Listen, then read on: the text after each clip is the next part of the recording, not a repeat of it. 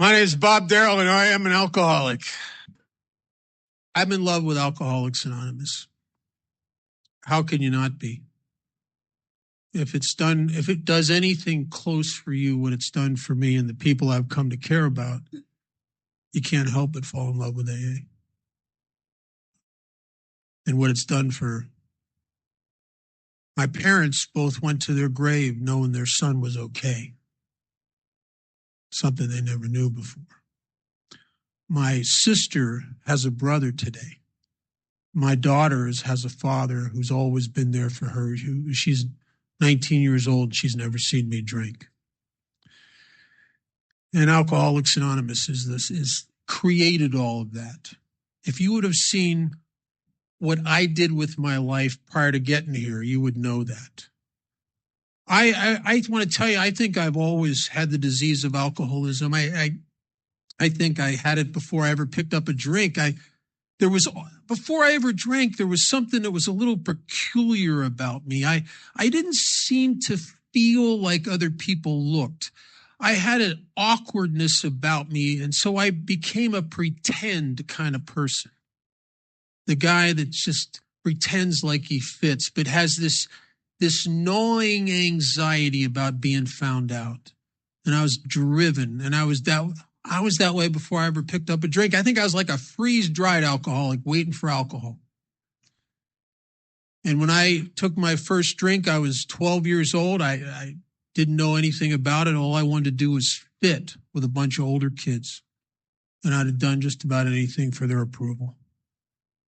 And something happened to me that day that would change the course of my life. And I didn't know it. You could have asked me in the middle of it, and I wouldn't have known that it was anything that dramatic. But what really happened is that when I drank for the first time, it made me feel so good that the way I would be on the natch without that effect from that moment on would never be enough again for me. And I lived for it. But when you're 12, 13, 14 years old, you can't get drunk every day, but I got drunk every chance I could get. I'm 15 years old, not almost 16, and I'm standing before a juvenile court judge for the third time. And I'm standing before this judge basically because there's something wrong with me that I don't understand. But every time I go out with my friends to party and we start to drink, I have an inability to shut it down when you're supposed to. I always go too far. I always take it to the wall. I always get whacked. And some of the guys I partied with, they like to party a lot, but they'd go right to the edge and stop. There ain't no stopping for me. Because once I start, I can't stop. I don't know that I have this disease called alcoholism. I don't know that I have an allergic reaction that defines alcoholism. That in this allergic reaction is when I drink alcohol, I break out this phenomenon of craving. And what that really is as the glow starts to hit me in my wiring, which is 100% alcoholic, comes a yearning and a craving for more of that feeling, more of that effect. And I can't get enough. I have never once, I just had on the way to the airport this morning, this new guy I'm starting to work with, we were talking about the doctor's opinion, and I asked him, I said, was there ever one moment in your whole drinking history where you'd been drinking for a half hour or so and you're starting to get lit up? Were you ever actually sat there and honestly thought to yourself, I don't think I want any more. This is just right. And he looked at me like, no. I said, only alcoholics are like that. Normal people they can drink enough. They can drink to the point where, that's enough now. Not alcohol. I'm the guy. I've drank myself till I'm laying on the ground. I'm so drunk I can't get up. But if you'd bring me a drink, all right. I'm the guy, if I'm still conscious, I ain't done drinking. And that was the story of my whole drinking career. So I'm almost 16 years old and I'm in front of this juvenile court judge because I'm in trouble because every time I start, I get whacked. I get in trouble a lot. And I got sent someplace, and I was a compromise. My parents were God bless them, they tried to help me. I eventually beat that out of them. And they would try to keep me from being locked up at this really bad place. And there was a compromise, and I had to go live at a different place. And I'm not at this place that I'm sent to more than a week. I don't even think. I'm not there very long. And an older kid's there, and he comes up to me. We start talking, and I'm telling him about how the trouble I got in and everything that happened to me. And he said to me, he says, "Oh, you like to party, don't you?" I said, "Yeah, I do. Yeah, I do." He says, "But you drink that liquor. That'd make you stupid." I said, "Oh, I don't know, man. I like that liquor. I like the time I was drinking 151 rum was my favorite at the time." He says, "What if I told you that I could give you something that'd make you feel about as good as that, maybe even better? Can't smell it on your breath, will not make you slur your words. You will not stagger, and you can keep a whole week's supply in your shirt pocket when you're high. Most people won't even know it. What would you say to that?" Sign me up. And he introduced me to drugs. And I am an alcoholic, and I got to tell you something. Alcoholics should not do drugs. We are pigs.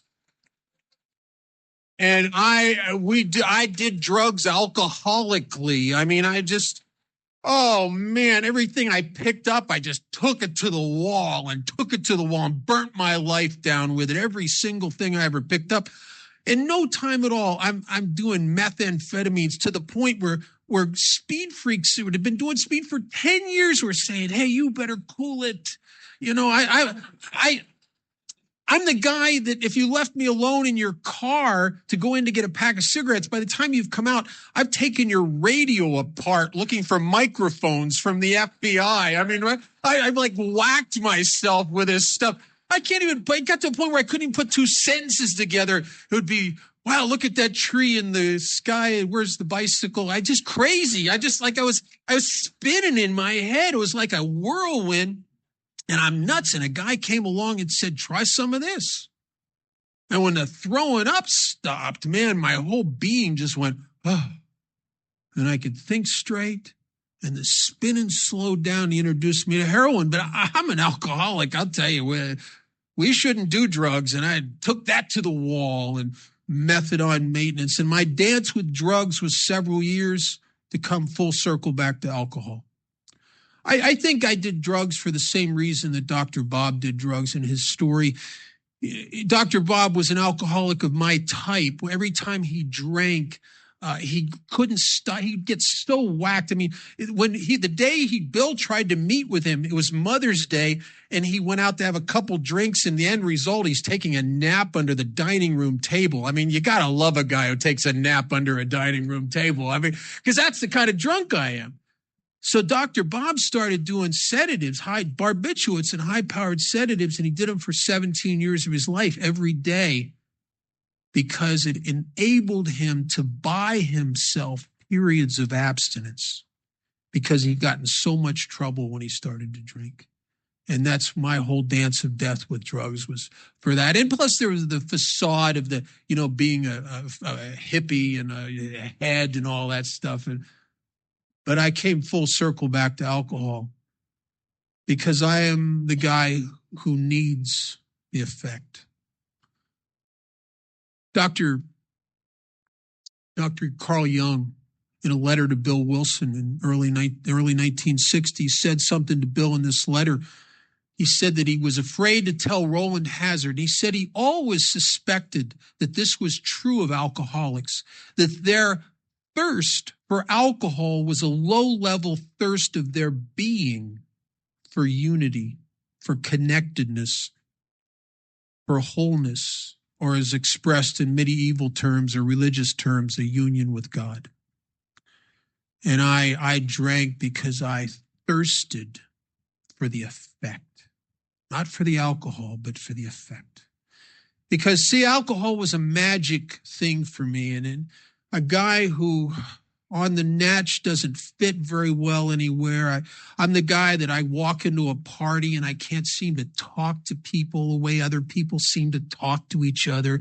I have an inability and an awkwardness around me, a difficulty integrating myself into groups of people. A lot of my life, when I'm sober in groups of people, I have a feeling like it's all of you and then there's me. As if there's some invisible yet impenetrable barrier between me and the rest of life that I can't seem to surmount. And when it says in our book that the alcoholic will know a loneliness such as few do, they're not kidding. 1978, I stood on a bridge on my last drunk trying to take my own life. I didn't think I was dying of alcoholism. Felt like I was dying of loneliness. Because the one thing, the magic effect that I had once found from partying had turned on me, and I can't get it back. And I spent the last 3 years of my drinking frantically, futilely trying to recapture a magic that I could not recapture. And those were the worst years of my life. I remember there was a time in my early drinking when it was so magical. In the last 3 years, I would, most of the time I would hole up somewhere with a half gallon of vodka and just seek oblivion. The glory days of being the guy that's dancing with the girls at the bar and shooting pool and laughing with the guys, those days are over. I can't recapture them, and I'm dying here. I don't know what's wrong with me. And I started going to psychiatrists. I went to some of the great psychiatrists in the country. I was therapy with Albert Ellis, for God's sake. My dad he got me hooked up with that. And another one of the contemporaries of Fritz Perls, one of the founders of Gestalt therapy. I did all that stuff. I primal screamed, for God's sakes. I mean, laying on the ground, hitting my hands and being going, "Mommy, Daddy, Mommy, Daddy." I mean, I tried some wacko stuff. I haven't tried it. I hadn't tried everything. That thing in chapter 3 about all the crazy stuff we tried to control it. Imagine if they wrote that today. I mean, you could do chapters on that stuff. The weirdest one I heard was a couple of years ago. A guy was talking about coffee enemas. I thought, oh man, is that with cream and sugar? I mean, it says, I hope it's not whole bean. Oh my God. But I don't know what's wrong with me. And all I really want is, I don't want much. I want one thing. I want one thing more than I want anything. And it's the one thing I can't have. I want to be able to party like I partied when I was 18 years old again. And I will do anything to do that. And I can't do it. And I'm killing myself chasing this illusion. It's the book talks about self-delusion, that we're driven by it. And if you don't know what self-delusion is, it's psychotic, wishful thinking. It's all the reality, and the evidence is that the party's over and has been over and is not, you can't recapture it. That's reality. But this wishful thinking, this self-delusion is that I don't want that to be true. I want the party to be still going, and I want it so desperately that I will start to imagine that I can drink again like I drank when I was 18 years old, when the evidence and the reality is overwhelming that the party's over. I think a lot of us die and drink ourselves to death because we think we can. We drink again because we think we can. And over the years, the last 28 years, I've seen a lot of people relapse. I've seen guys to go through the steps and do a really good job and relapse. And they do it for one of two reasons. Either they never really smash the two delusions it talks about in the beginning of chapter 3. The idea that somehow, someday, some way, we'll control and enjoy it. And I'll jumpstart the party and be able to get away with it. And as long as I had that, I was in and out of AA. Because I'm not going to be in here 100%. Not really. I can look like, because for your approval, I can look like I'm in here 100%. When I'm not, in my innermost self, where I really live, I'm not in here 100% because I don't have to be. Because I got a back door that if life ever gets painful enough, boring enough, lonely enough, frustrating enough, depressing enough, I'll go get high. Because I think I can. And I think I can in the face of overwhelming evidence that I can't. You know what it was? Here's what my drinking was like the last couple years. I would hole up somewhere. I would drink. I would go on crying jags. I would feel sorry for myself. I don't bathe anymore because I don't care. This is not a party. This is pathetic. I am the whiny, crybaby, depressed, drunk that I couldn't even stand. Nobody even wants to drink with me anymore. You drink with me once or twice and that's it. Because you don't know what I'm going to do. I might be in a good mood, or I might put my fist through a plate glass window and sever an artery, and you're going to spend the rest of your night in the emergency room with me. Or I might just start whining about my father and mother and how much I hurt them. Or you don't know what I'm going to do, right? But it ain't good. I'm a party buster, man. It's pathetic. That's why I like to just hole up somewhere and get as out of it as I can, just trying to blot it all out. In 1978, I was sober quite a while. And I was sober quite a while because a judge had sentenced me to 2 years in a state penitentiary and cut me a break and told me if I went into this place to live, it's called the Ark House on the north side of Pittsburgh, and if I could stay in there a year and get good UAs and good PO report and make the restitution, that I wouldn't have to do the 2 years. So I'm in there and I'm toughing it out. And I'm not drinking day in and day out and week in and week out. And I ain't taking no medications because I've done all that. And I know it always eventually sets me off to go back to drinking. I ain't even smoking any pot because I've tried that too. And that always brought me back to drinking. I've tried it all. And I'm just not drinking, and it's bleak. And I don't understand something that makes this a deadly disease.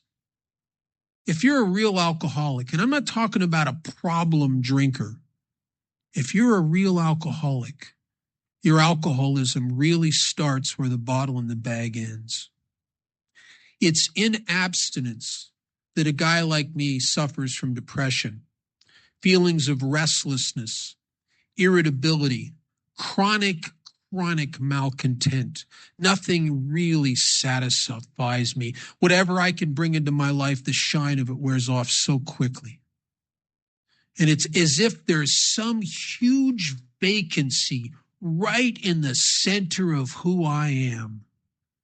And I frantically try to fill it up. I try to fill it up with sex and jobs and money and motorcycles and everything I can. And no matter what I bring to me, it ain't it. Now, I don't know what it is. It just ain't this.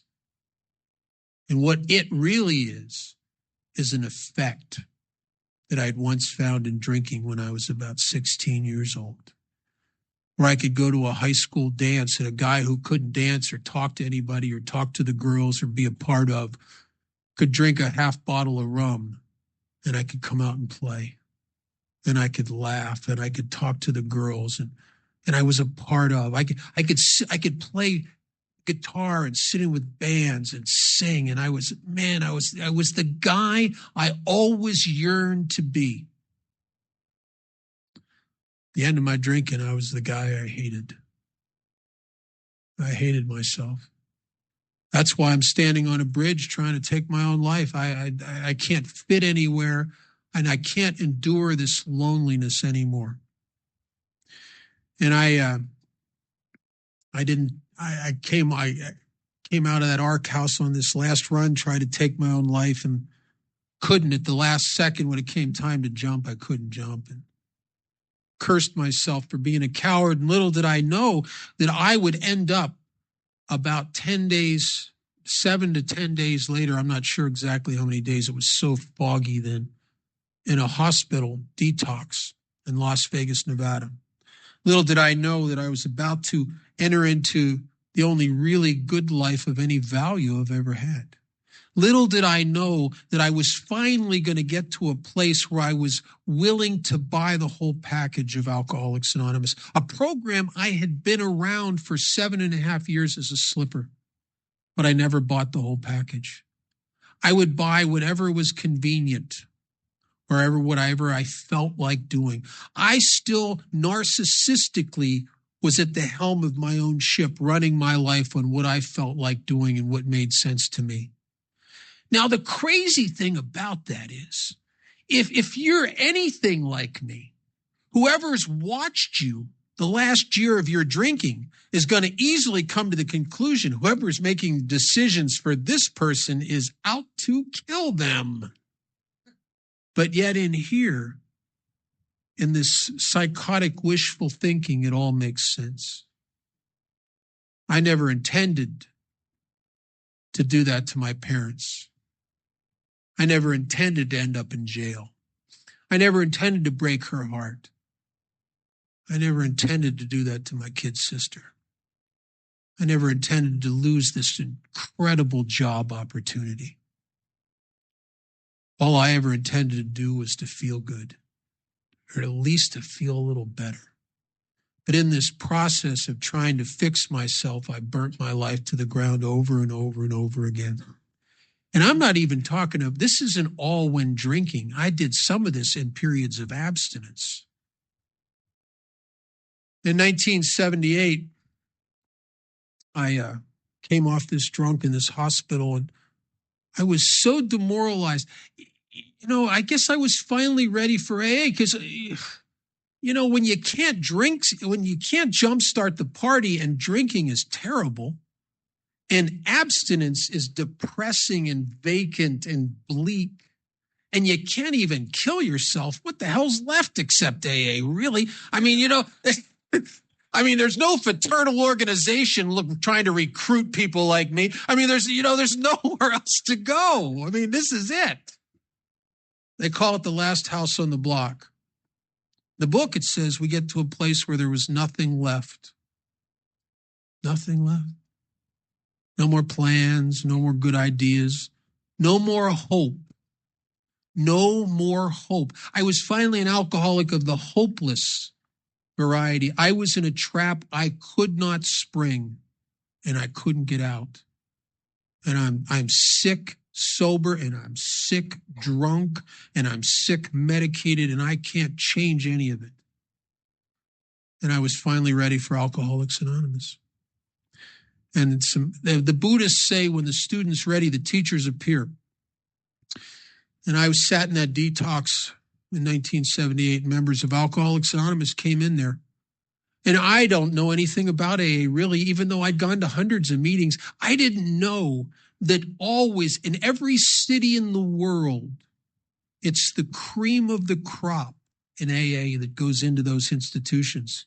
Because it's the only people that will give of their time and go into deal with these hopeless people are the people who buy the primary purpose, that understand that that's why they're alive, that their purpose is to try to help other alcoholics.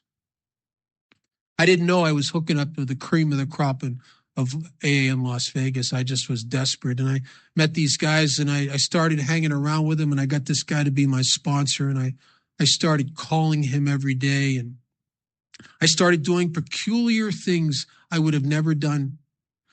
The people in Alcoholics Anonymous took advantage of my weakness and brokenness and got me to do some things if I was in my right self, I'd have never done. And I will owe them my life for that forever. And they started to introduce me to a process and a fellowship that I never thought I could be a part of. And I never thought two things that I was wrong about. One is I never thought I could fit anywhere with people and be a part of sober, because I never could. The only time I ever felt a part of anything or be connected to people was in the early days of my drinking when I was half lit up. I had just resided in myself to a life of that kind of separation and loneliness. And I lived in my head a lot, and I just was that way, and that's the way it was going to be. But the people in Alcoholics Anonymous didn't care about that. And they also, I resolved myself to the person that if I do find a way not to drink, it's not going to be good.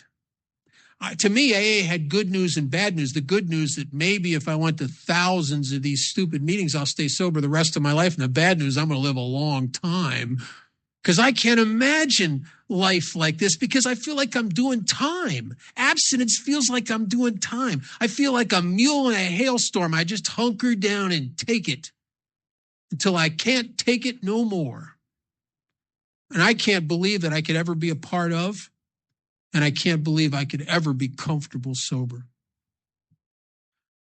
But the funny thing about the actions and the fellowship and the steps of Alcoholics Anonymous is that they don't care, the actions don't care about your opinion of what you're going to do. And the actions of Alcoholics Anonymous work regardless. Matter of fact, I think they work better if you don't believe they're going to work. It's a lot like, not so much today, because we live in a world economy today and things have changed. But I remember as a little kid seeing things on TV about these guys, these Aborigines in New Zealand who grew up their whole lifetime and they never knew anything about technology or modern conveniences.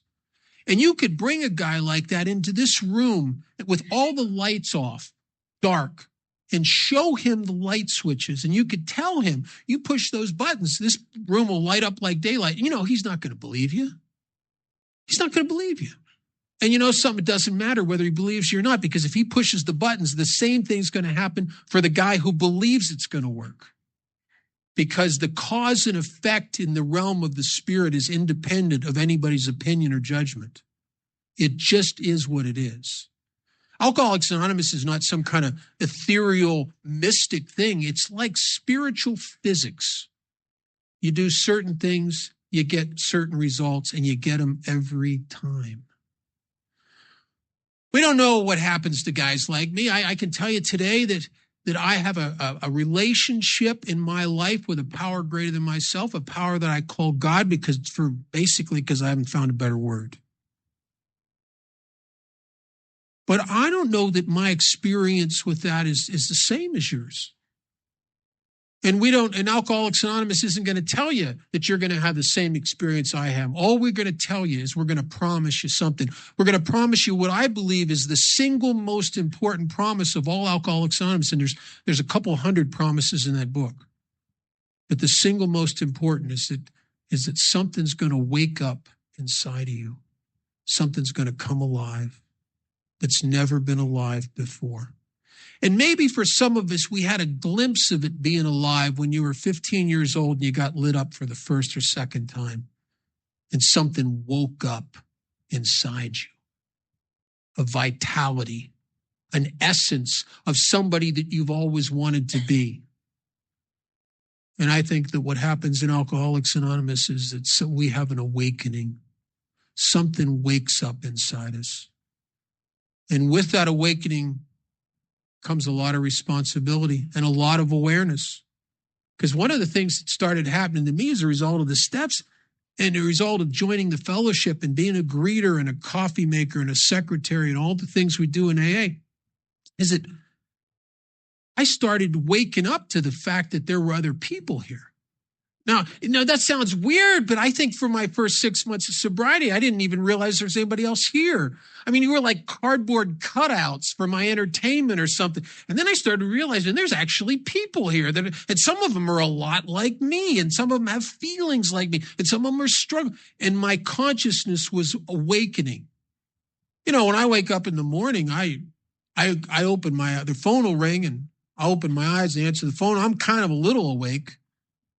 And then 5 minutes later, I might be going to the bathroom. I'm a little more awake. Another 5 minutes later, I'm getting a cup of tea. I'm a little more awake.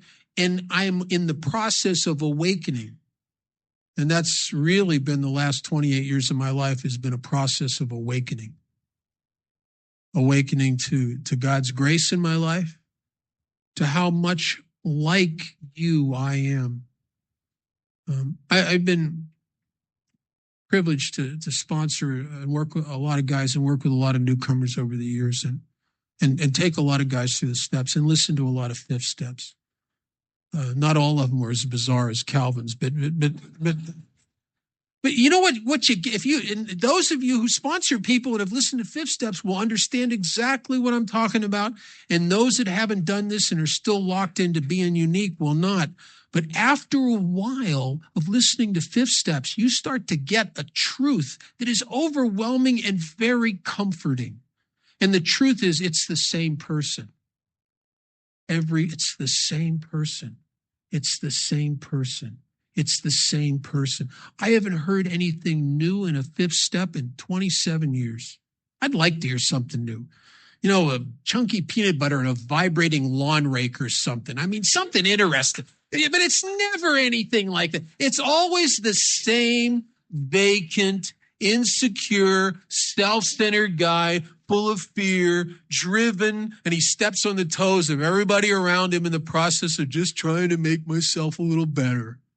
It's the same pathetic story over and over and over and over again. Over and over again. And maybe what Einstein said was right. Maybe the great illusion of mankind is that there's more than one of us here. Because it's the same guy. And I'll tell you why that's a comforting thing for a guy who always suspected and believed he was unique and separate and apart from. Is that the sense of myself and the sense of you that I got, especially through that 4th step in doing that. This was our course. I started to awaken to a sense of community. I am a part of. Not I can walk in. I just came from meetings in a couple other countries. I can walk into a meeting in any place in the world and have a sense of connectedness because the people I'm listening to in the meeting are me. Now, some of them are me on a really bad day, but they're me. And there is no difference. And the separation is an illusion. If you're new, I want to welcome you to Alcoholics Anonymous. There's a lot of work to do here. But if you're real lucky, you don't have anywhere to go. You don't have any, and you can think, and all our newcomers think, oh, they think they can go out again and like they're going to find a new life. They're either dead or they end up back here. So if you go out again, just remember, everybody that you're just going to be in the room again, raising your hand. Because there's nowhere else to go. You're going to end up back here if you're an alcoholic, or you're going to end up dead. So if you're real lucky and you know that and you have nowhere else to go, dig in, get a sponsor, follow this process in this book. Ignore all the psychobabble and all the crap that tries to come in here from treatment centers and everywhere else. Just ignore it. Do the fundamentals of Alcoholics Anonymous. By your primary purpose, that you are alive, not to gratify yourself, but you're alive for one reason and one reason only. Because your pain and suffering has divinely crafted you to help a guy that's going to come through those doors that's just like you, maybe 6 months down the road. Realize that in God's hands, even the worst things about you will become vital and useful tools. And claim your sense of community and your inheritance. And we will see each other on the road to happy destiny. Because you're going to be an example of something. And I would like to be an example of Alcoholics Anonymous. Thank you for my life.